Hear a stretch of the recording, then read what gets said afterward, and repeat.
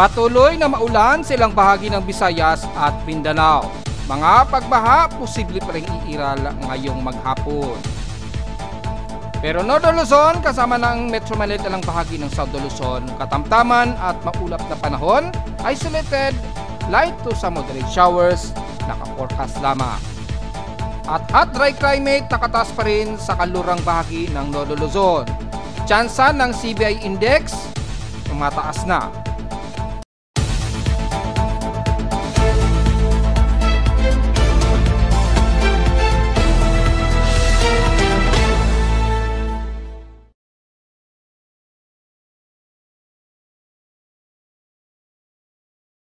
Hello, good morning mga folks. Welcome po muli sa ating daily weather bulletin at analysis para sa araw ng Miyerkules, February 26, 2025. Ang oras nating prospect may maga ay alas 10:27 na ng maga.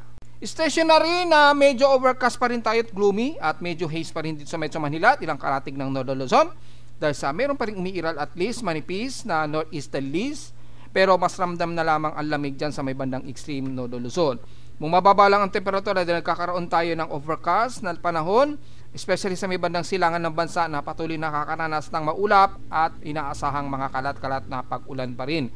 Dahil sa patuloy na easterlies kaya madalas nagkakaroon ng mga localized thunderstorms dyan sa silangang bahagi ng Luzon, pababa na ng Eastern Mindanao. So mapapansin ninyo ang halos medyo makulimlim despite na nagta-transition pa lamang tayo. Well, habang umiiral pa lamang ang pagpapalit pa rin ng klima, patuloy pa rin ang accumulated ng easterlies at nagbubunsod po ng maulan sa silangang parte ng bansa madalas. At sa ilang nalalabi ng bansa ay aasahan pa rin ang tuloy-tuloy na overcast na panahon at drier o yung pagkatuyo ng ating paligid. Dahil nga po sa mataas na drought, lalo na sa may bandang kaluran ng Luzon, na ating tatalakayin mamayang konti kung ano ba ang significant impact niyan. Mula sa ating Doppler radar imagery, mula sa data feed ni Pag-asa na naka real time sa ating webpage, makikita po na nakakaranas pa rin ng maulan ang bahagi na ito ng bandang Southern Leyte at ilang bahagi ng Surigao region at Eastern Samar, especially sa southeastern part ng Samar region. Ayun, kitang-kita moderate and heavy rain showers pa rin ang umiiral base sa Doppler. Umaabot yan sa paligid niyan, pagitan ng bandang Southern Leyte at bandang Surigao region. Kaya nakakaranas sila ng mga moderate and heavy rain showers pa rin. Hopefully hindi kayo inaabutan muli ng pagbaha. At kung kailangan lumikas ay lumikas na po muna, lalo na sa mga low-lying areas na mabilis na abutan ng biglaang flash floods dahil tuloy-tuloy pa rin kayo makakaranas ng malawakang pag-ulan dyan. Hindi kagaya sa ibang bahagi ng bansa, especially sa may bandang Southern Luzon, ay medyo manipis lamang yung water vapor. Pero pagdating sa may bandang Bicol region, at least mga light to some moderate rain showers at class 3 lamang na heavy rain ang medyo inaabot sa nalalabi ng Camarines Norte, Camarines Sur area hanggang dyan sa may bandang Legazpi at Sorsogon. So medyo magdala po ng payong dahil medyo pabugso po ang sumpong ng mga pag-ulan dyan dahil pa rin sa accumulated water vapor, dala nga po ng easterlies natin. At sa kanimugan naman ng bansa, especially sa may bandang Mindanao, yung surface trap naman natin ang nagdadala niyan. So madalas yan na po ang mararamdaman natin. Hindi gaya sa kanlurang parte ng bansa na mas drier ang parte ng paligid. Nakataas din ang thunderstorm watch sa may Visayas area. So within 12 hours po ito sa buong Leyte, Southern Leyte, Biliran, Eastern Samar at the rest ng buong Samar region. So ready pa rin kayo dahil stationary pa rin na makakaranas kayo ng mga biglaang kalat-kalat o pabugso-bugso mga pag-ulan nga po. Dahil nga po sa easterlies and accumulated water vapor na nagbubunsod po ng mga pag-ulan. Well, kay Pag-asa na ituturing pa rin nilang may sea line pa rin daw, pero sa aking analysis dito ay hindi na po. Water vapor na lamang yan dala ng ating easterlies sa dagat Pasipiko.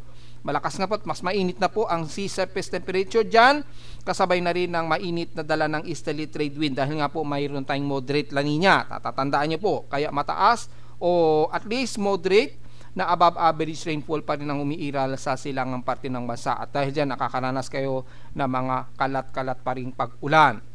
Sa current conditions, overcast nga po, gloomy, haze at few clouds ang umiiral dito sa amin sa Caloocan. So makikita sa live CCTV snapshots.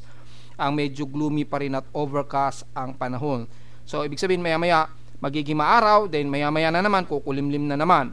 Pero so far wala pa rin kaming naranasang mga pag-ulan sa Caloocan.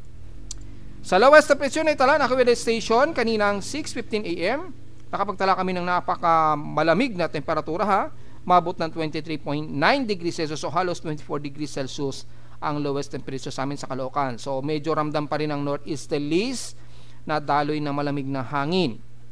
Bagamat manipis na lamang ito.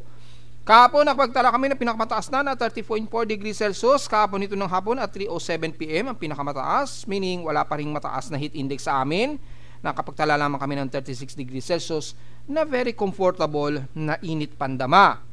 At kung tatabi naman natin sa PXC streams in past 24 hours, nangunguna ang San Jose pa rin sa Occidental Mindoro na may pinaka-highest of 35.2 degrees Celsius na grabing init. Ayan 35.2 degrees Celsius ang highest air temperature. Kung mapapansin niyo sa kanlurang parte ng bansa, ang mas nakakaranas ng maalinsangang temperatura o mas mataas na air temperature. Hindi kagaya sa may bandang eastern portions ng ating bansa, which is yun nga po ang ating laging ipinapaniwanag kung bakit. Sa lowest temperature naman sa Baguio City, nasa 14.6 degrees Celsius. Ang pinaka-lowest temperature pa rin sa Baguio. So ramdam na ramdam pa rin nila ang ginaw ng ating northeasterlies. Ituturing pa rin sa atin yan na amihan. At sa Surigao naman nakaranas ng matinding ulan, 165.1 millimeters na total rainfall. So gaya na ating paliwanag kanina lamang sa intro, ay magdala po at mag-iingat kung sakaling nagkakaroon pa rin kayo ng mga pagbaha dyan. Lumikas kung kinakailangan, at ilang mga paaralan ay nakasuspend na po ang klase nila. Nagsuspend sila dahil sa tuloy-tuloy pa rin ang pag-ulan sa iba't ibang bahagi ng Mindanao, lalo na sa may bandang Surigao region nga po, which is tinalakay din natin yan kahapon pa. Sa ating outside humidity, 75% katamtama naman so far at bumaba ito ng 5% since last hour, at nanatiling mataas ang atmospheric pressure natin. May high pressure area tayo at 1,017 hectopascals and steady ito since last hour. So mataas pa rin ang high pressure area natin sa may bandang Luzon. So dahil dyan ay patuloy tayo nakakaramdam ng hot dry air, cold dry air pa, hindi pa masyadong hot dry air. Dito na lamang sa may bandang Silangan pa rin, medyo nakakaramdam na sila ng medyo hot air o hot dryer air. Kaya mataas ang water vapor kagad at bumubuhos ang malakas na ulan. Moderate ang ating air concentration, so may thermal inversion na umiiral, kaya magmask po tayo dahil nasa 54 index po ang ating air quality index. Kaya sa mga sensitibong mga baga, usong pa naman ngayon ang ubo o yung dry cough. So ang teorya ko yan dahil sa combination kasi ng hot dry natin o yung dry air natin, mabilis ang tagtuyot, so yung ating mga lalamunan mabilis din nagkakaroon ng panunuyo, at sinasabayan pa ng pabago-bagong klima natin, yung overcast na klima natin, kaya nagdudulot po ng sore throat. So ang suggestion ko lamang po ay uminom paragi ng mainit na tubig, maaari laging mainit na tubig, para maiwasan po ang pagpanunuyo ng ating lalamunan na nabubunso po ng mga sore throat, at nagdudulot po yan ng mga trangkaso. Karamihan sa ating mga kababayan ngayon nakakaranas dyan. Kasi nga po, lagi kong pinapaliwanag yan nung unang binanggit natin na nagta-transition na nga po into hot dry season, tumataas po yung atmospheric pressure natin ng todo-todo, nagiging drier ang paligid natin, lalo na dito sa may bandang Luzon. At dahil sa high pressure area tayo at nagiging tuyo po ang paligid, ay minsan nakakaapekto yan din sa ating mga lalamunan, nagiging tuyot din ang ating lalamunan, nabunsod na nagkakaroon tayo ng sore throat. Kaya wag nating iiwanan na natutuyuan po tayo ng ating lalamunan, dahil yan ang nagsisimula tayo nakakaranas ng yung mga tuyo ng ating lalamunan at nagbubunsod po yun ng sore throat. So inom po na maraming tubig palagi. Panatilihin nating basa ang ating lalamunan, which is yung paunang balita ko ay binabanggit ko na nga po na tumataas ang tsansa ng mga sore throat pagka nagkakaroon na tayo ng transition from amihan to hot dry season. Sa high tide low tide status, nanatiling minimum low tayo, so may mahigit 10 hours pa to maximum high tide o mamayang gabi 8:47 PM. Kung titingnan natin ang status ng maalon na karagatan natin, well, expected pa rin maalon sa bahagi ng extreme Northern Luzon at halos karamihan o halos buong silangan ng ating bansa. Well, i-double check natin sa significant wave height. Ayan po, mataas ang alon sa halos buong bansa, lalo na sa silangang parte nito. Maabot pa rin ng 2.5 meters ang alon dahil nga po sa umiirat pa rin na pinagsamang northeasterlies at easterlies na nagbabanggaan. Kaya resulta ay malakas po na gale force winds at alon sa silangang bahagi ng bansa. So sa ilang bahagi ng kanluran, medyo kumakalma-kalma pero alalay na lamang po. Excuse me. At alay na lang po lalo na sa mga lalaot sa may kaldurang bahagi ng bansa dahil at least kahit papano mayroong gale force winds pa rin dyan. At the rest ng buong Northern Luzon sa baybayin ay delikado pa rin pumalaot lalo na sa mga malilit nating mangingisda dahil talagang malikot pa ang karagatan kasabay ng gale force winds lalo na sa may bandang silangang baybayin na nanggagaling sa dagat Pasipiko natin, yung malakas na easterly trade wind na bumabalandra pa dito sa may bandang portion ng northeasterlies na manipis na siya pero yung malakas na hangin niya na dala na sumasalpok sa easterlies, yan po ang nagbubunsod ng malakas na alon at lakas din ng gale force wind. So ingat po sa mga kababayan natin. So kamustahin muli natin yung ating space weather status dahil nakakatatlong araw na mataas pa rin ang above integral flux na 10 MeV. Mula sa ating NOAA KP Index breakdown, so far, unsettled lamang ang inaasahan nito hanggang sa susunod na 2 araw. Pero sa ika-3 araw o February 28, posibleng umabot pa sa active geomagnetic field ang inaasahan natin. So manatiling minor ito pero at least may mga maliliit pa rin significant transient forecast ang posibleng magbago. Natiling mataas ang ating solar radiation dahil nga po kahapon nagkaroon tayo ng solar photon flux. At kumadyot pa nga kahapon yung solar wind natin. Ang lakas, nagkaroon ng very high solar wind. Ayan, maabot ng mahigit sa 1,113.8 km a second. Sobrang bilis niyan. Ayan, malakas makadestruct yan ng mga satellite. So hopefully, walang nagkaroon ng matinding damage. Bagamat napakasaglit na saglit lang yung arrival. Yan.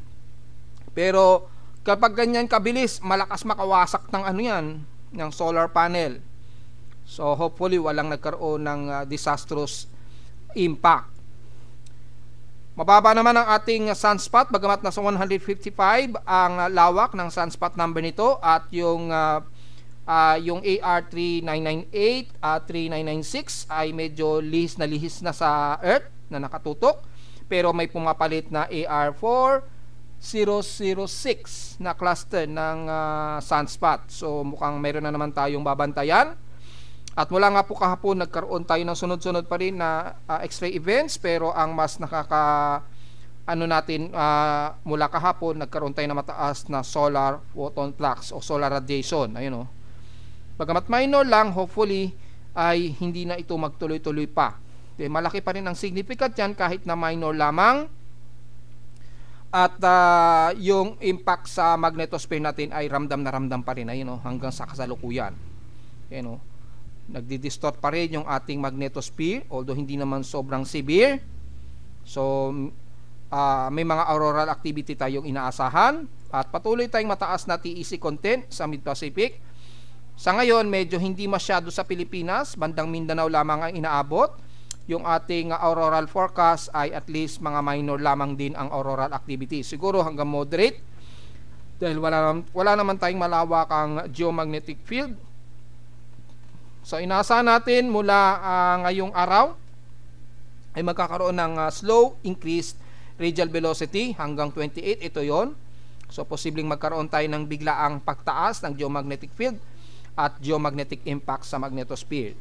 Base na rin dito sa forecast ng plasma density. Ayun, so medyo pipitik. So maaring aabot yan sa 4.0 yung KP index or maaari pang humigit pa. So tingnan natin yung magiging epekto sa geomagnetic field natin sa February 28.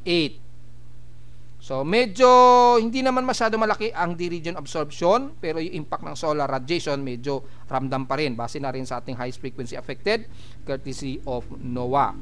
Natiling 56% ang solar flare probability pero between 10 to 12 meters sa gabi at sa umaga naman 40 to 80 meters naman ang magiging apekto sa ating high frequency signals o yung radio propagation mananatili pa rin maglalaro despite na mga minor lamang yung solar flare o solar radiation effect o S1 minor lamang tayo. So wala namang masyadong significant at hopefully hindi yan umabot pa ng mas mataas, pero ito'y ating babantayan.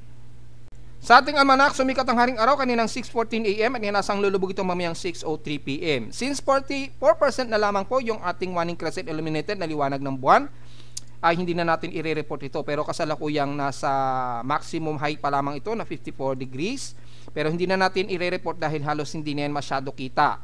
So diretso agad tayo sa ating local weather outlook para ngayong Miyerkules at Huwebes. Maulap pa rin ang magiging panahon natin maghapon, lalo na sa Luzon. Well, patuloy yan at mga isolated rain showers, 100% chance ang ulan natin. Bukas naman ay magiging klaro ang ating maghapon. So isolated lamang na magiging maulan din at mga maulap.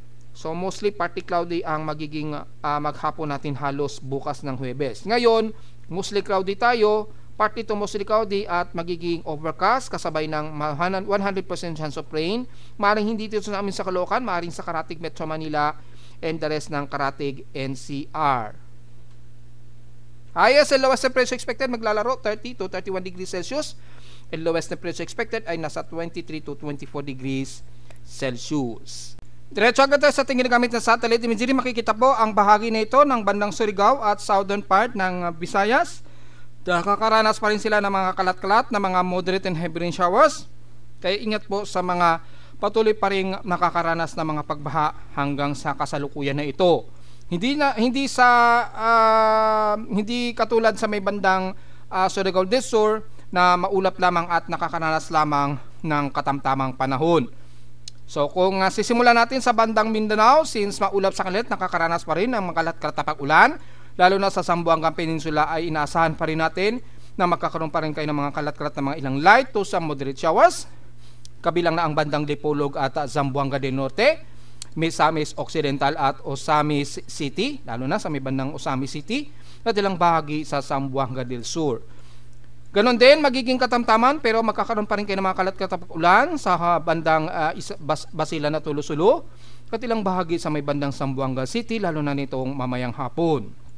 The rest ng Northern Mindanao, maulap at makakaranas din kayo ng mga mahihina at katamtamang pag-ulan mula dyan sa may bandang Iligan, Cagayan de Oro, Misamis Oriental, Camiguin Island hanggang Agusan del Norte na.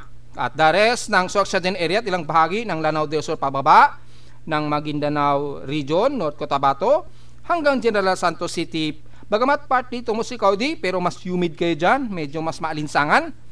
Despite na nakakaranas kayo ng maulap ng panahon, isolated rain showers na mga mahihina hanggang katamtaman ng pag-ulan, na may pagkulog at pagkidlat pa rin ang iiral, dulot pa rin ang tuloy-tuloy na near equatorial sequestra. Ano, kitang-kita naman po na ngayon ay medyo partly cloudy ang umiiral, kabilang na ang buong bahagi ng Davao del Sur, Davao Occidental, kasama na ang City of Davao at ilang bahagi ng Davao del Norte at Davao de Oro. Isolated rain showers lang din ang iiral sa lahat ng Davao region hanggang dyan sa may bandang Governor Noroso na nakakaranas ng maulap at mga ilang mahihina na pag-ulan. Mula naman sa bahagi na Agusan del Sur, kasama na rin ang buong bahagi ng Surigao del Sur, katamtaman din ang panahon pero may nga part dito musikaw dit ilang mga kalat-kalat na mahihinang pag-ulan na may pagkulog at pagkidlat at iiral. Pero pagdating sa bandang Surigao del Norte ay makakaranas kayo ng mga ilang moderate and some heavy rain showers, lalo na sa ilang bahagi dyan sa may bandang Surigao City, Malimono hanggang Claver. Ingat po sa mga biglaang buhos ng ulan, kabilang na ang isla ng Siargao at Dinagay Island na nakakaranas ngayon ng mga ilang kalat-kalat na ilang moderate and some heavy rain showers. Mula naman sa may bandang Southern Visayas, magiging moderate and some heavy rain showers din ang buong Southern Leyte hanggang dyan sa may bandang Bohol, yan, Tagbilaran, at sa ilang bahagi ng central ng Mindanao, ng Visayas, kabilang na ang Cebu, Mactan, yan. Dito naman sa may bandang Leyte, sa may bandang kalurang part ng Ormoc at Baybay, yan. Inaabot din ng pag-ulan ang Tacloban. Ingat po sa mga biglaang buhos ng ulan at pagpaha. At sa hilagang bahagi naman ng Bacolod, nakakaranas ng ilang mga light to moderate showers ang buong Victorias, Escalante, Cadiz hanggang Canlaon. So sa paligid ng Bulkan Canlaon, ingat po, baka posibleng magkaroon pa ng malakas na pag-ulan kung sakali nitong maghapon. The rest ng Negros Occidental at Oriental ay katamtaman pero mostly cloudy ng umiiral mula dyan sa may bandang Kamangkalan, pero magiging part nito mostly cloudy lamang ang iiral sa may bandang dulo ng Tanhay, Bayawan at Dumaguete. Isolated light to moderate showers din ang naka-forecast na nasa 75% chance of rain. Bagmat katamtaman ang umiira sa may bandang Panay Island, pero isolated rain showers din ang mararamdaman ng mga taga Iloilo and the rest dyan sa may bandang Banate hanggang Pototan. Pataas na yan ang bandang San Rafael. Magiging maulap din ang buong bahagi ng Capiz at Aklan. Expected din mga isolated rain showers, pero madalas light to some moderate rain showers lamang ang iiral. At pagdating sa may bandang katimugan ng Panay Island, lalo na sa may bandang Barbasa, sa may bandang Kanluran at Antique, pababa na yan ng Patnogon hanggang sa dulo na ng Amin-i, ay makakaranas ng moderate pero magiging maulap at mga forecast na mga isolated na at may mga kasamang localized thunderstorms sa hapon, sa gabi o madaling araw. Maulap din ang iira sa buong bahagi ng South Luzon, so mapamasbate man yan, Romblon o Marinduque, mga kalat-kalat na mga mahihina at katamtamang pag-ulan ang iiral na may pagkulog at pagkidlat, lalo na sa kasalukuyan sa may bandang Masbate. So magdala po ng payong just in case dahil pabugso-bugso rin ang mga pag-ulan ninyo dyan. Ganun din sa may bandang Romblon at Marinduque and the rest ng Bicol Region mula sa Sorsogon, Albay hanggang Iriga and the rest ng Camarines Sur. Mas maulap kayo dyan at makakaranas sa mga ilang light to moderate showers na may mga localized thunderstorms kabilang na ang isla ng Catanduanes. So kung titingnan natin na mas detalye mula sa pinaka-ABN ng NOAA para mas direktang makikita yung wavelength ng mataas na water vapor, ay kitang-kita mula dyan sa bandang Camarines Sur at sa pagitan ng Iriga ay nakakaranas pa rin kayo na maulap na himpapurin, partly to some mostly cloudy, at inaasahan ng mga ilang light rain to moderate rain showers. Maulap din ang bahagi ng Mindoro ngayon, lalo na sa may bandang Occidental Mindoro, pero expected na mataas ang temperatura ninyo dyan, but makakaranas kayo ng mga ilang light to some moderate rain showers sa pagitan ng Oriental at Occidental Mindoro. Magdala na naman ng payong bukod sa tinding sikat ng araw, lalo na sa mga taga San Jose, ay magdala rin ng payong para din sa biglaang kalat-kalat na isolated rain showers. Maulap din sa bahagi ng Palawan, lalo na sa may bandang Coron, pababa na yan ng El Nido and the rest ng bandang San Vicente. Magkaroon man ng mga pag-ulan, mahihina at katamtaman ito at may mga localized thunderstorms. Moderate din sa may bandang Puerto Princesa, pero magiging part nito mostly cloudy ang magiging maghapon ninyo, kabilang nasa dulo ng Batarasa at Brooks Point. Maulan naman sa may bandang dulo ng Balabac at Kalayaan Gupok Islands, so ingat po sa biglaang flash floods pa rin. At asahan pa rin ng mga ilang light to moderate and some heavy rain showers dyan sa paligid ng Kalayaan Islands o sa may bandang paligid ng Spratly Islands po, sa boundary ng pagitan ng South China Sea at West Philippine Sea. At mula naman sa bandang Quezon Province, pagitan mula Camarines Norte and the rest ng Quezon Province ay bagamat katamtaman pero mostly partly to mostly cloudy ang iiral, so overcast na tayo dyan hanggang sa iba ng Calabarzon kasama na ang Metro Manila hanggang Bulacan. Light rain showers ang madalas na iiral sa atin sa ilang bahagi ng Bulacan area, so lalo na sa may bandang Infanta Quezon, pataas na ng bandang Aurora Region ay makakaranas kayo ng mga at least madalas na light rain showers. Magdala na naman ng payong at sa mga biglaang overcast na biglaang susumpungin ng biglaang maaraw. Kabilang na ang buong bahagi ng Aurora at pagdating sa bahagi ng Central Luzon mula Nueva Ecija, the rest ng Tarlac at Zambales, dyan medyo mas umaaraw sa inyo dyan. So magdala pa rin ng pananggalang sa tinding sikat ng araw at mga di inaasahang mga isolated light rain showers. Magkakaroon lang naman kasi ng mga isolated light drizzle rains o sa mahihinang pag-ulan, bunsod lamang na ang banggaan ng mainit at lamig ng easterlies at northeasterlies na nanggagaling sa hilagang bahagi ng bansa. So mula Pangasinan sa Kanluran, La Union, pataas na Ilocos Sur at Ilocos Norte, and rest ng buong Cagayan Valley at dyan sa may bandang Cagayan dulo sa extreme Northern Luzon, Apayao, Kalinga, kasama ng Abra at Mountain Province, katamtaman at medyo klaro ang himpapawid natin dyan. Nagkakaroon lamang ng ilan na mga partly cloudy to some mostly cloudy, pero madalas magiging mas klaro ang himpapawid natin dyan sa kanlurang bahagi.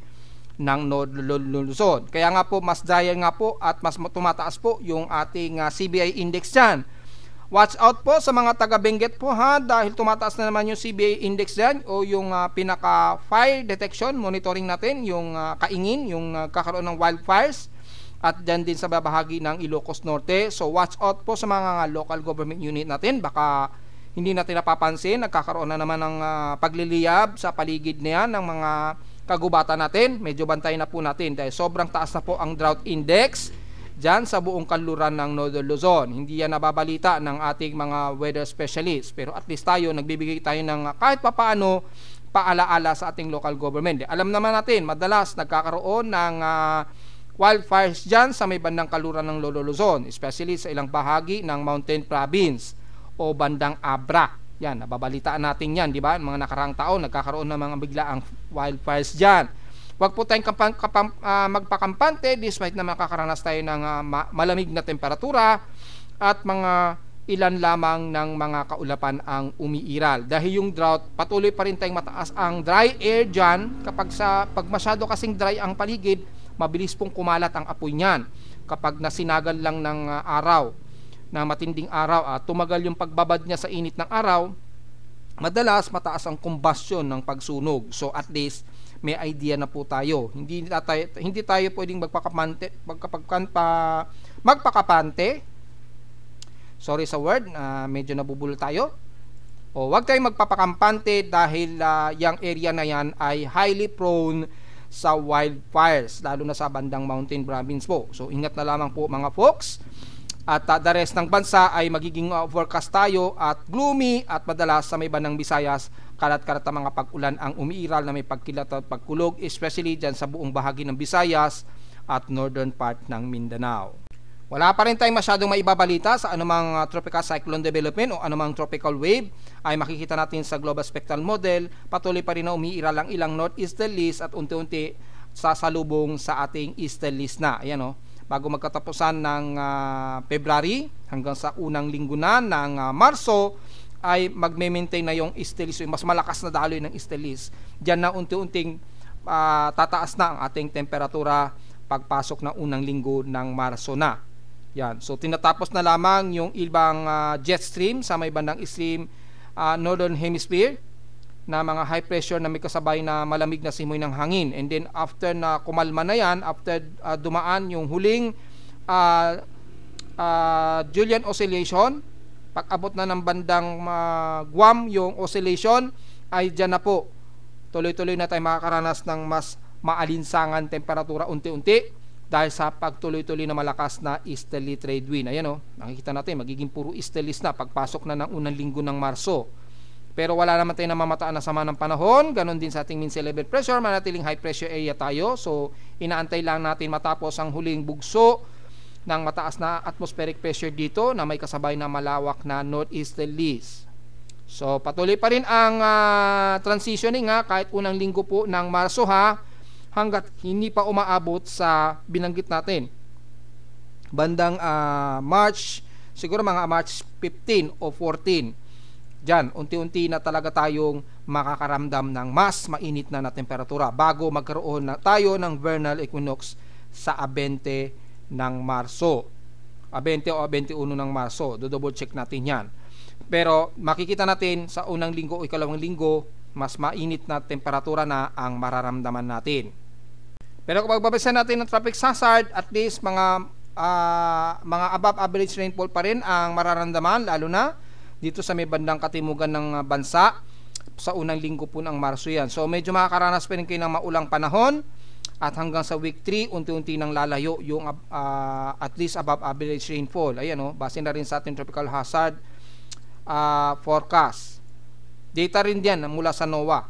So makikita natin ay humihina na po unti-unti. Pagpasok po ng Marso yung above average at magigiveaway na ito sa pinaka mainit na alinsangan natin o yung daloy na mas malakas na mainit na easterly trade winds. So wala rin tayo masyadong maiuulat sa ating mga global yung ating mga computer models. Ayan, yung iba wala pang data since stationary lamang ang forecast na patuloy tayong iiral ng mga ilang kalat-kalat na pag-ulan.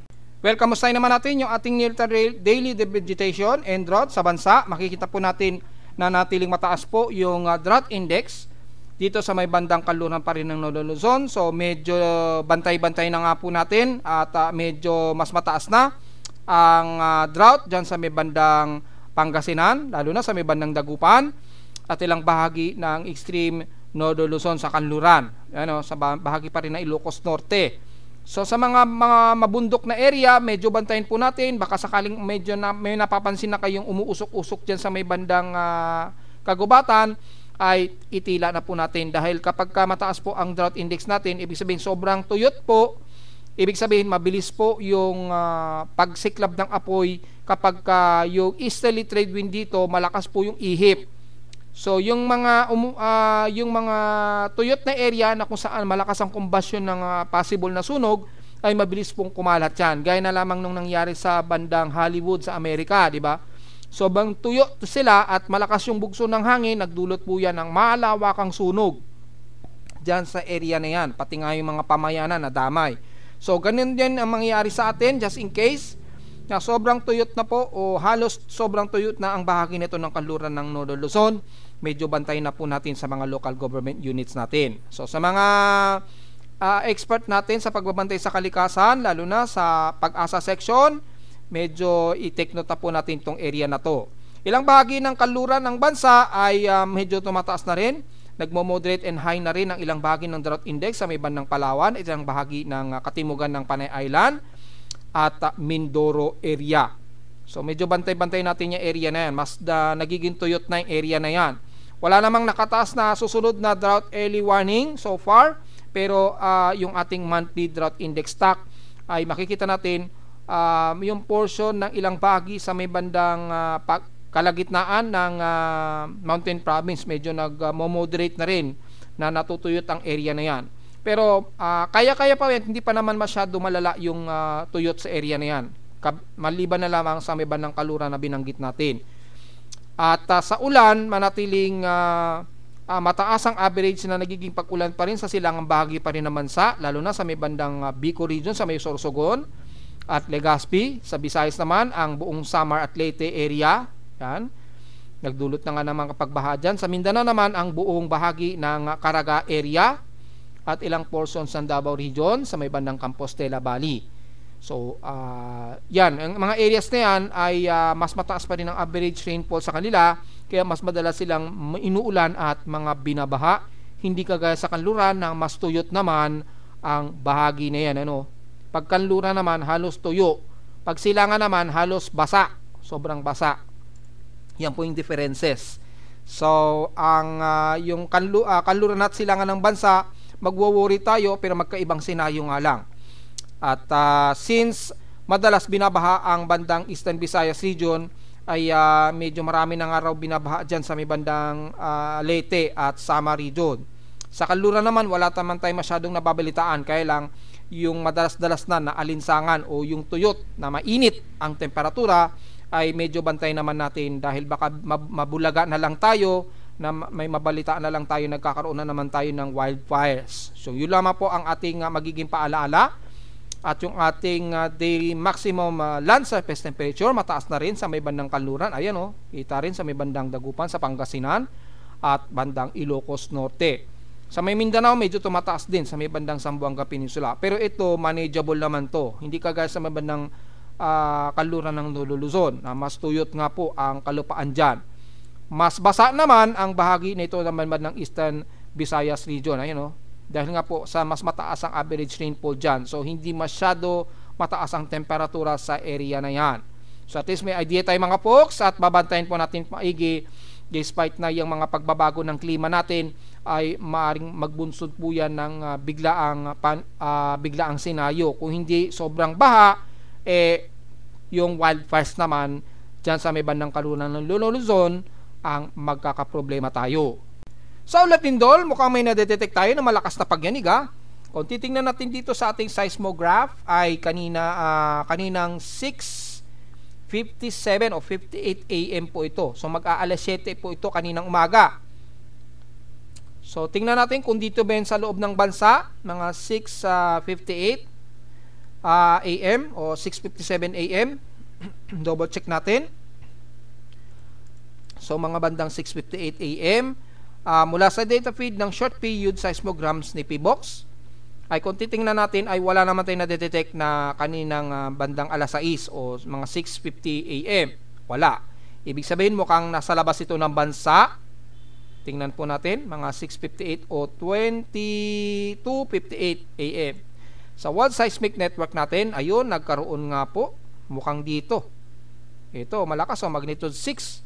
Mukhang magnitude 6 po ito. Sa may bandang Indonesian Peninsula, ayan o. Minahasa o Sulawesi, Indonesia, 22:55, ayan o, 6:55 AM naman dito oras namin sa Caloocan. Kaya pala na-detect dahil mababaw lamang ang epicentral depth nito, magnitude 10 km lamang, magnitude 6.1 na may epicentral depth of 10 km lamang ang lalim. Yan o. So, nagkaroon ng sunod-sunod na aftershocks. Hopefully, walang nagkaroon ng moderate damages sa paligid niyan ng Sulawesi, Indonesia, sa may Togid o Kayumong Yondi. At cluster po ang aftershocks niyan. At so far, kung titingnan natin yung tsunami warning, wala namang nakataas na tsunami warning. Yan, wala namang naging advisory. So, wala tayong problema.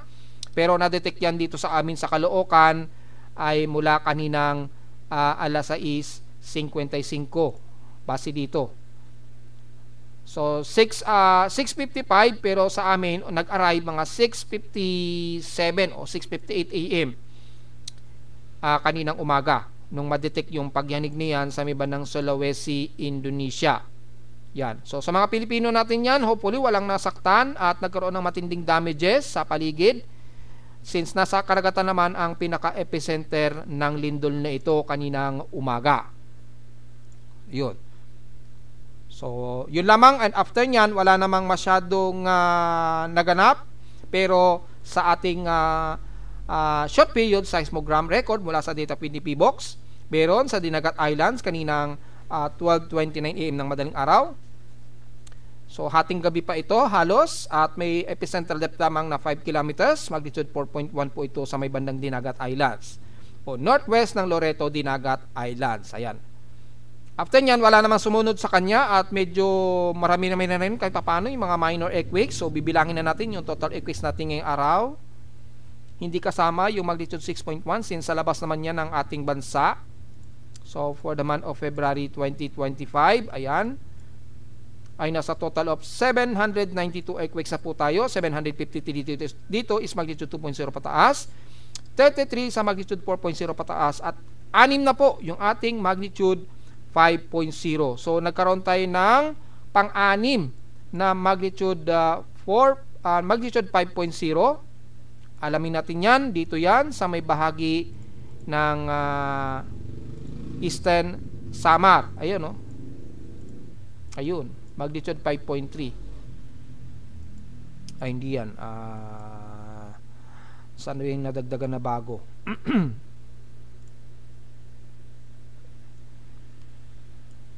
Nadagdagan na bago. CP box. Bakit 5 yung lindol? 6 na lindol. Ayun, no?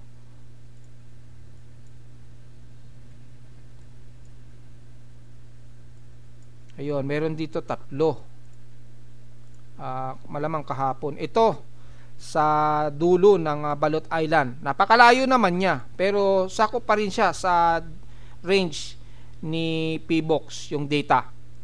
So, sa may bandang dulo na ito, halos sakop nito ng Malaysia o Indonesian Peninsula, yung huling magnitude 5.0 kahapon.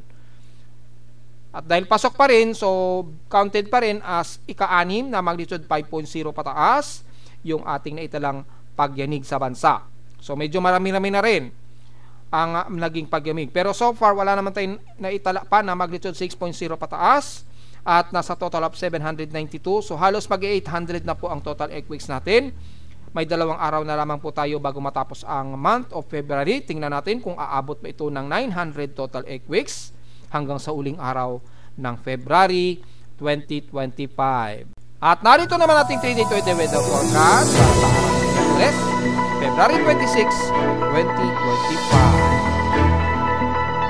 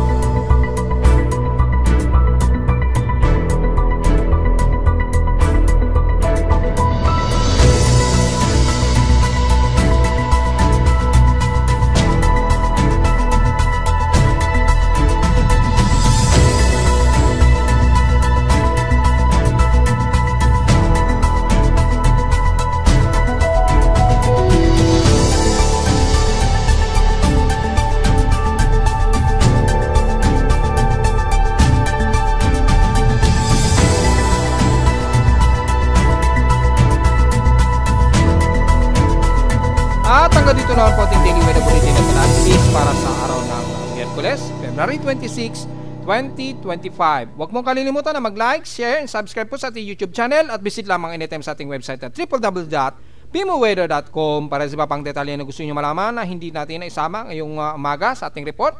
Well, stationary pa rin tayo na magiging overcast ang halos maghapon natin. At visit lamang sa ating website sa gusto malaman pa rin pinaka-dynamic events mula sa reading ng aking aparato mismo sa Caloocan at sa data feeds mula sa iba't ibang weather agencies. Maraming salamat po mga folks at magandang araw po sa ating lahat.